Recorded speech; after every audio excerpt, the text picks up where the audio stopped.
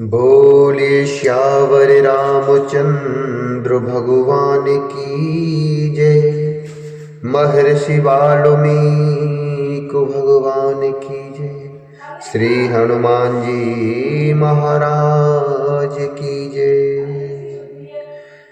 श्रीमद् वाल्मीकि रामायण के अयोध्या कांड के 38वें सर्ग में आज हम प्रवेश करेंगे और जिसमें वर्णन है राजा दशरथ का सीता को वल्कल धारण कराना अनुचित बताकर कैकेयी को फटकारना। राजा दशरथ का सीता को वल्कल धारण कराना अनुचित बताकर कैकेयी को फटकारना और श्री राम का उनसे कौशल्या पर कृपा दृष्टि रखने के लिए अनुरोध करना। सीता जी सनाथ होकर भी जब अनाथ की भांति चीर वस्त्र धारण करने लगी तब सब लोग चिल्ला चिल्ला कर कहने लगे, राजा दशरथ, हे राजा दशरथ, तुम्हें धिक्कार है। वहां होने वाले उस कोलाहल से दुखी होकर इक्ष्वाकु वंशी महाराज दशरथ ने अपने जीवन, धर्म और यश की उत्कट इच्छा त्याग दी। फिर वे गर्म सांस खींचकर अपनी भार्या कैकेयी से इस प्रकार बोले, हे कैकेयी, सीता कुश चीर वल्कल वस्त्र पहनकर वन में जाने के योग्य नहीं है। सुकुमारी च बाला च सततं च सुखोचिता नेयं वनस्य योग्येति सत्यमाह गुरुर्मम सत्यमाह गुरुर्मम।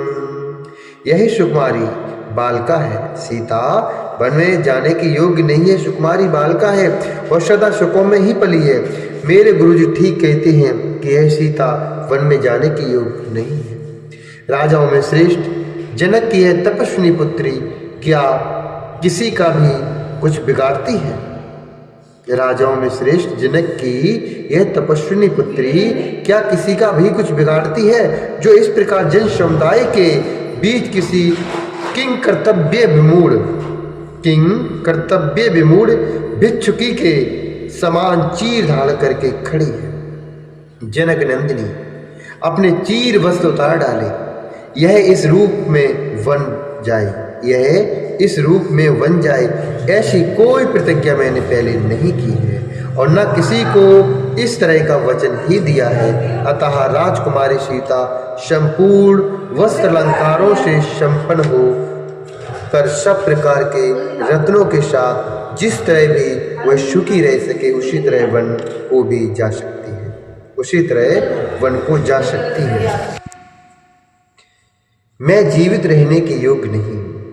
मैंने तेरे वचनों में बंध कर एक तो यों ही नियम अर्थात शपथ पूर्वक बड़ी क्रूर प्रतिज्ञा कर डाली है, दूसरे तूने अपनी नादानी के कारण सीता को इस तरह चीर पहनाना प्रारंभ कर दिया।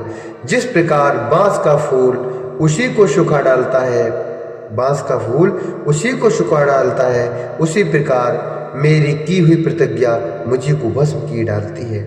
हे नीच पापनी, यदि श्री राम ने तेरा कोई अपराध किया है तो उन्हें तू वनवास दे ही चुकी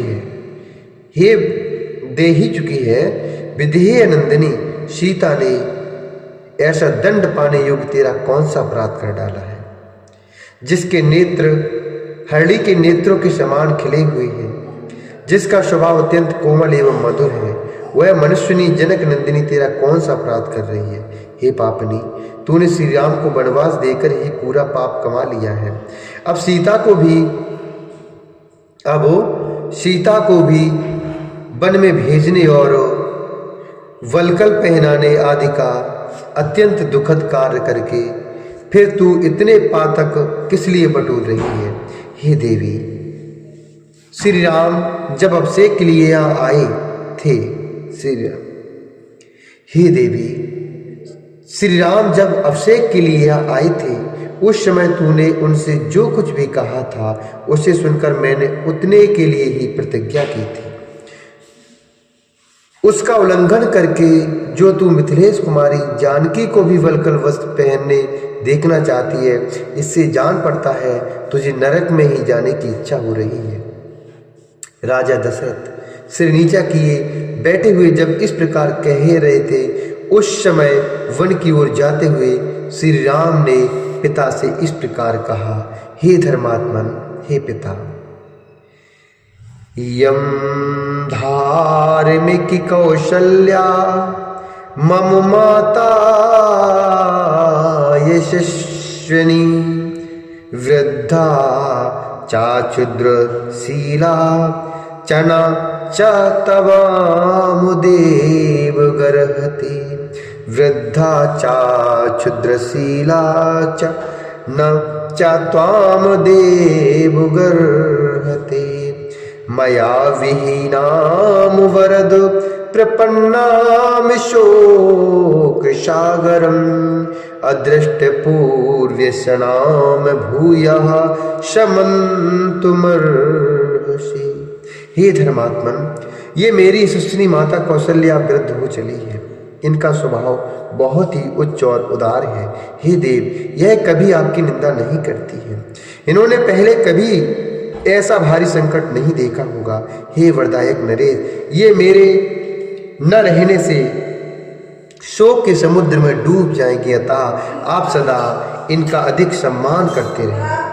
आप पूज्यतम पति से सम्मानित होकर जिस प्रकार यह पुत्र शोक का अनुभव न कर सके, आप पूज्यतम पति से सम्मानित हो जिस प्रकार यह पुत्र शोक का अनुभव न कर सके, और मेरा चिंतन करती हुई भी आपके आश्रय में ही ये मेरी तपस्विनी माता जीवन धारण करें, ऐसा प्रयत्न आपको करना चाहिए। इंद्र के समान तेजस्वी महाराज, इमाम महेंद्रोपमुजाति गर्धनी तथा विधातुं जननी ममारहसि यथा वनस्थे मयि शोक कर्षिता न जीवितं यस्य यं क्षयं व्रजेत।